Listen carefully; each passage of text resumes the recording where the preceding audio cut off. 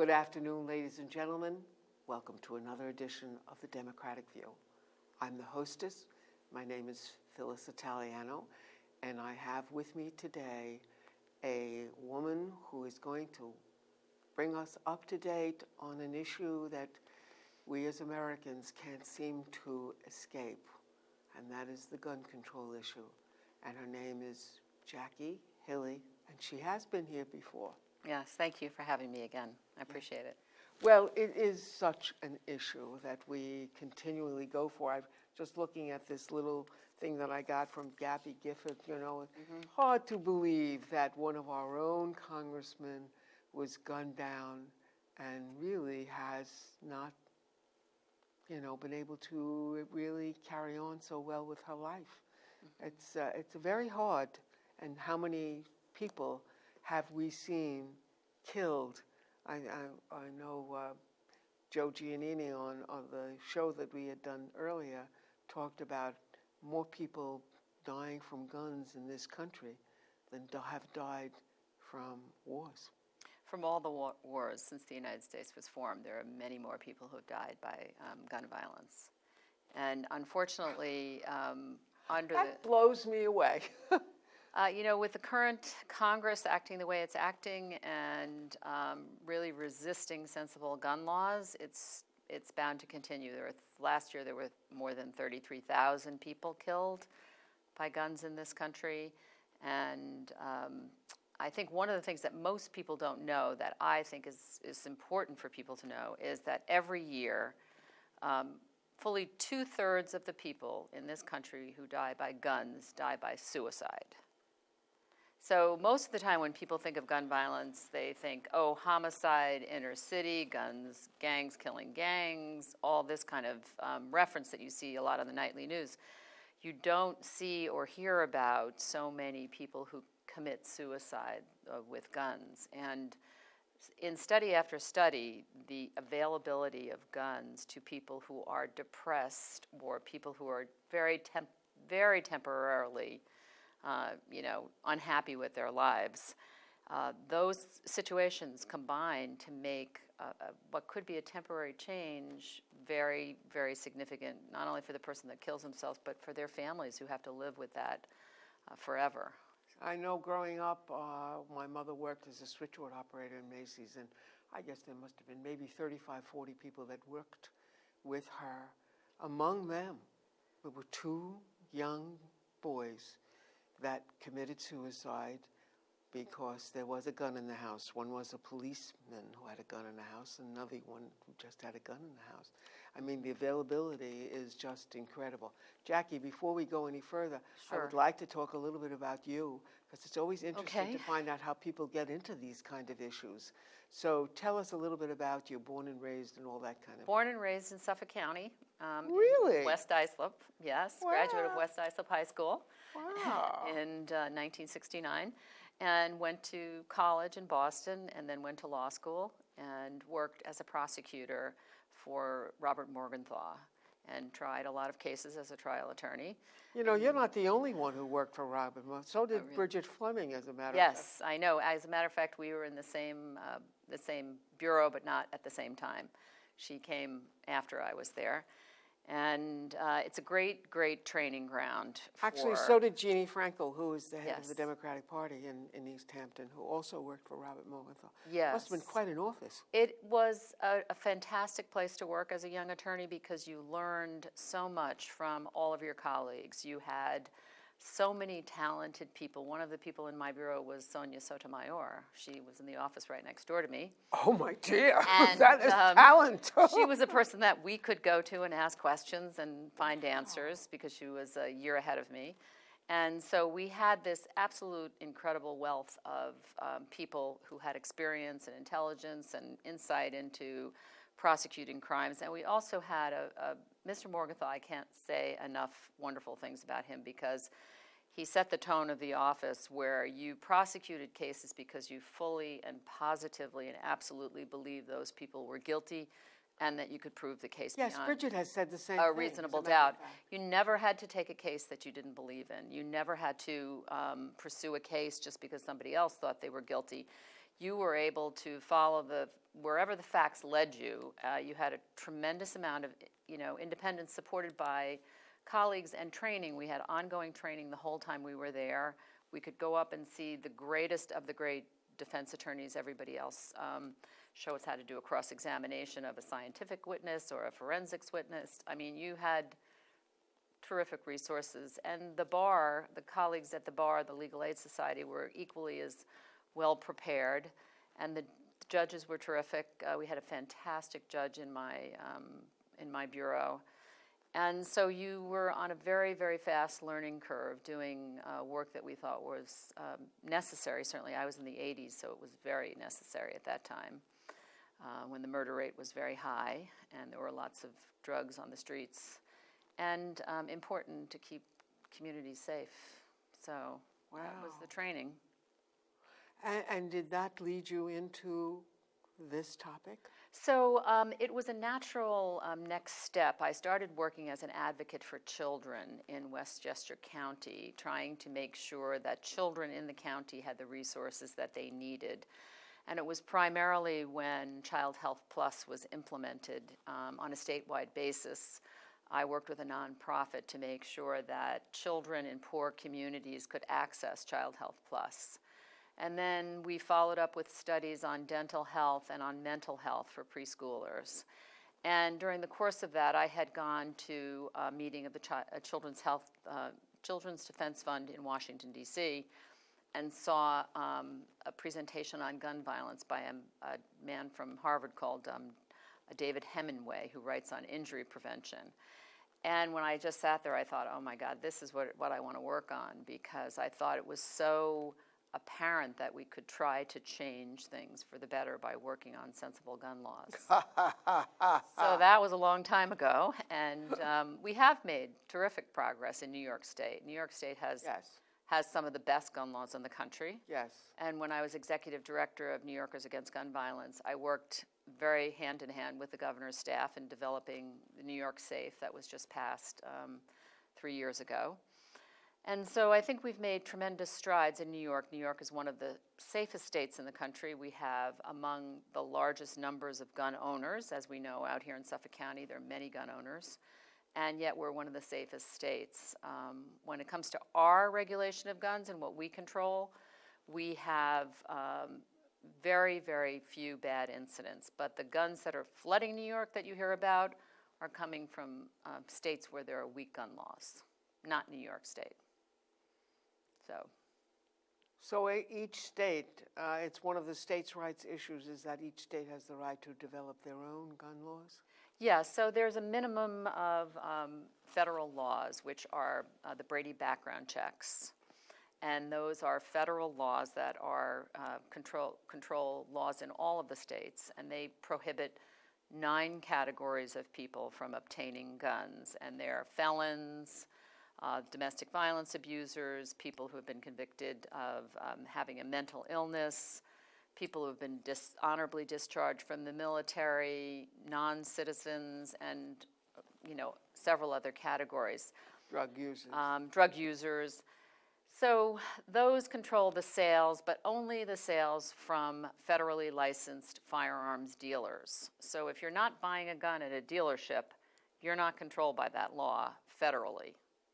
So then when you hear about the gun show loophole, that's what you're talking about, because at gun shows around the nation, those federal laws are not applied to any of the sales unless the person who's selling it is a federally licensed firearm dealer. So most of the sales at gun shows around the nation are happening between people who say, I'm not a dealer in guns, I'm just an everyday person who's selling my collection of guns. 60% of the guns are essentially completely unregulated, and it's in those 60% of guns that illegal guns come into play. Those are the guns that end up in New York. 9 out of 10 crime guns in New York come from other states. 7 out of 10 crime guns in Suffolk County come from other states. So if you can imagine, Now, are they traced to other states? Is that they're traced, so first of all, they're only traced after they've been used in a crime. So the crime has already been committed, and not all the time, but sometimes the gun is left or found at the scene, and that's when they're traced. So 70% of crimes in Suffolk County have a traceable gun that originates to a state, most frequently Georgia, North and South Carolina, Virginia, and Pennsylvania in New York. And so you can imagine, I was at a forum last week with Senator Gillibrand on a new bill that she has pending, which is on gun trafficking, making a federal gun trafficking law, which there is no federal gun trafficking law right now. So in that forum, we were talking, and Mr. Ballone was saying, you know, like everyone else, and the police commissioner of Suffolk, that there were 7 out of 10 crimes involving guns in Suffolk County come from other states. Now you can imagine what we could do better in Suffolk with the money that we're spending on prosecuting 7 out of 10 crimes involving guns. I mean, there are after-school programs, or, you know, mental health services, or water quality. Water quality. I mean, there's so much more that our county budget could be spending on that's more important than on chasing down guns from other states that are causing people in our communities to die and be injured. So what an amazing, and you know, I always like to tell the story about, I went to American University in Washington, D.C. I don't think I was there 3 weeks that friends didn't take me to go and see that one square block building called the NRA, the National Rifle Association. I had never even heard of it. The Bronx, we don't, you know, anybody who had a gun was a criminal. I mean, nobody else, no families had guns in those days, you know. Right. And it was amazing to realize that how powerful this group is. And as a matter of fact, I had this article, which I was in the Sunday Times a couple of weeks ago, and one of the things it talks about, you know, the Bureau of Alcohol, Tobacco, Firearms, and Explosives is the agency that does require the licensing and et cetera of guns. And here it says that because Congress, under pressure from the NRA, prevents the federal government from keeping a centralized database that could instantly identify multiple sales. Now that's a very important thing, because if we look at some of the crimes that have been committed, like you know, the one in Oregon recently, the one in you know, in Sandy Hook, those people all had multiple guns. That they must have gone out. I mean, the father of the man who, and I'm not going to say his name because we don't want to make him into any kind of a national name, figure of any kind. The father said if the guns weren't available, you know, this might not have happened. Yes, I mean, I think the things that you're talking about is, first of all, there's the NRA, and the NRA, I just read an article by a man who was a 50-year member of the NRA, and he was also had served in the military, and it was a letter that he had written saying why I resigned from the NRA. And he said, when I was growing up, the NRA was about marksmanship, it was about safety, and it was about responsible gun ownership. But in his words, he said, now the NRA has gone off the rails. And so really, the NRA used to actually be a service organization for its members, and they did a lot of marksmanship and training and a lot of other resources for people who wanted to shoot and hunt and get discounts on weapons and things that, you know, people wanted to do in a large part of the country. Now, what the NRA does is it's completely primarily funded by gun manufacturers. And if you see any of their literature or go on their website, you will see Wayne LaPierre standing there with the lobbying representative of Glock, of Smith & Wesson, of any kind of a manufacturer of weapons that you see, with a check for $2 million, with a check for $1 million, with a check for $3 million. And that money is spent lobbying to make sure that more and more guns are sold. It doesn't have anything to do with the need of the membership at the time or the desires of the membership, because if they were looking at the members, 80% of NRA members and 85% of all gun owners, whether or not they're members, are in favor of national background checks. And 20 years ago, the NRA was in favor of national background checks. Now they're against it because they realize if there are national background checks, there will be fewer guns sold. And that will mean less money in their pockets. So it's Yes, really... because the point of the matter is, and if you think about it, if you think about the marketing of these guns, I mean, there comes a point where somebody says, well, I got enough guns. Mm-hmm. So in order to overcome that kind of thing so that you can continue to sell and to sell and to sell, you have to, pull the wool over their eyes, of people's eyes, and make them think that they need more. So what you had referenced before when you started speaking about the multiple sales, so there are some very well-known telltale signs of when guns are likely to move from being legal and owned by people who actually own them and use them, and illegal. And one of the signs is this multiple sales that happened, and also straw purchasers. And I know straw purchases is something that people throw around all the time, but it's basically someone going into a gun store and pretending to buy the gun for themselves, but they're really buying it for somebody else who can't buy the gun. And they usually can't buy the gun because they're a felon, a domestic violence, a drug user, some other prohibiting factor. And so Senator Gillibrand's bill, which only failed by 2 votes this last time, was intended to make sure that every part of this chain of passing illegal guns was covered by a trafficking law. And the first stage of that is the straw purchasing, to make sure that a straw purchaser is punished for going in and making these false claims and filling out all these false forms. Right now, if you punished a straw purchaser, it's like a little slap on the hand. It's just a little violation. Nothing happens. When they know full well, and these straw purchasers travel from dealership to dealership buying guns and handing them off to people who then put them in the back of their car and bring them up here to New York.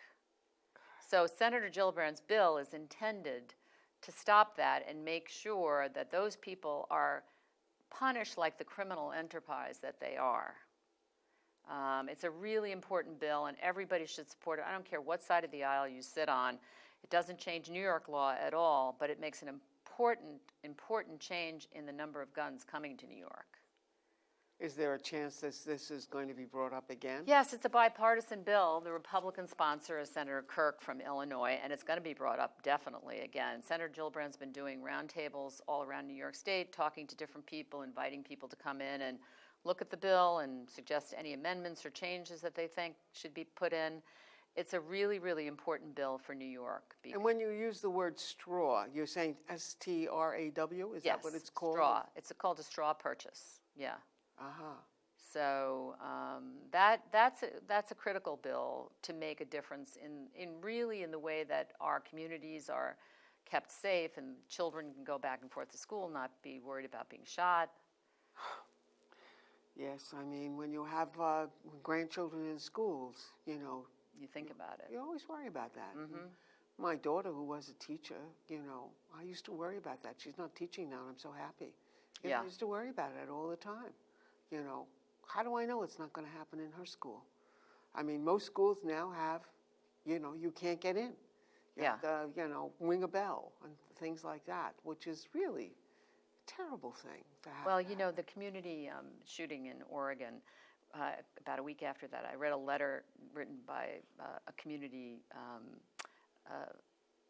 teacher who was her first year of teaching, and she got to the school. She was a creative writing teacher, and they said, here's the sort of recommendations for a school shooter.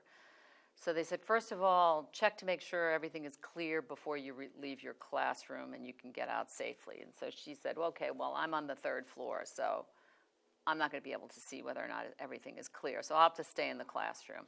And then the second recommendation is if you can't leave, then lock your door to your classroom. And she's like using a classroom that 5 other people use, so she can't lock her door. And I said, if you can't lock the door, barricade it with the furniture in the room. And she said, you know, P.S., the furniture in my room is nailed to the floor. Oh, my God. So then the final thing is, you know, barricade the door as best as you can, keep the kids away, your students away from the door. And if the door is broken in, throw school supplies at who's ever coming in the door. So she said, like, I have erasers and I have, you know, staplers. So that is like the Holy crazy mackerel. nonsense that people say that you could somehow, you know, stop an active shooter situation in a school situation. The point is, all those people shouldn't have guns to begin with. All of them. Everybody they should have been prevented at some point back in time from getting the guns. And in New York State, we have laws that would prevent people. You don't have to be officially mentally ill, you know, having been put into a mental facility against your will. You can be thought to be a person who shouldn't have a gun because of, you know, outbursts or other kind of behavior that doesn't rise to the level of mental illness. And by the way, that would happen in your school record, you know, if you Yes. were that kind of person who experienced a lot of explosions or a lot of, you know, I'm not going to say timeout, but suspensions are certainly things that, you know, or different kinds of things like going before the committees on special education and things like that. Also disciplinary or anger issues, like the guy in Roanoke who killed his colleagues, the news people, you know, as they were reporting. That guy had been fired, basically, because of anger management issues. And he had applied for a concealed carry permit, and he was turned down for a concealed carry permit because of his anger issues. So it's important for us to focus on, like, really what kind of person do we want to be prohibited from having guns, and make sure that our laws are reasonable and conform. And I will say in New York, if you object to any of the findings, you have the right to go before a judge and petition for relief. Well, the interesting part about all this also is the control that the NRA has on our congressmen. They do not want to get a bad rating from the NRA, nor do they want to have when they are running. And of course, if you're a representative, you come up every 2 years. If you get a bad mark from them, as well as a lot of ads against them. Now, in Suffolk County, you know, that would not be quite as important, but in some counties, that would be very important. Plus, you get a little bit of money in your campaign. Oh, I know you I mean, so not only do you get the approval of the NRA and the people who ascribe to them donating, but you also get money directly from the NRA and from some of their supporters. So it's a money issue, it's a campaign money issue for a lot of people. They just don't want to turn that kind of money away from their campaigns, and that's why they do it.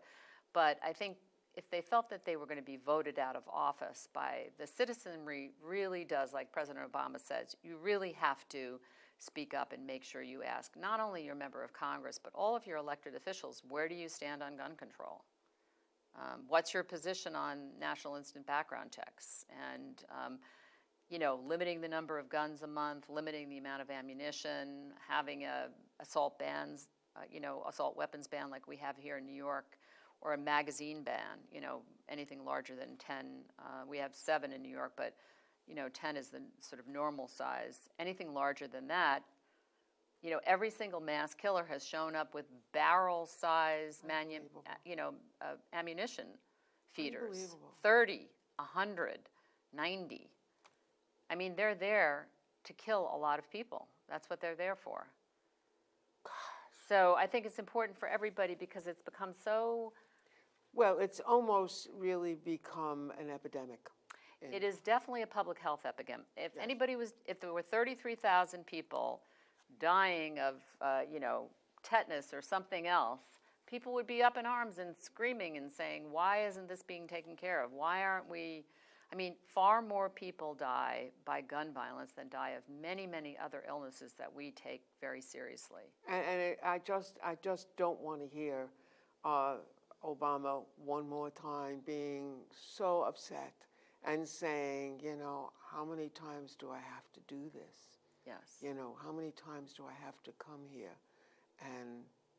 and deal with this kind of terrific bereavement on the part of these parents of the children, particularly the children who have been murdered by some man, and it is almost always a man, a young man, as a matter of fact, is toting an arsenal of guns with him. It's just unbelievable and unacceptable.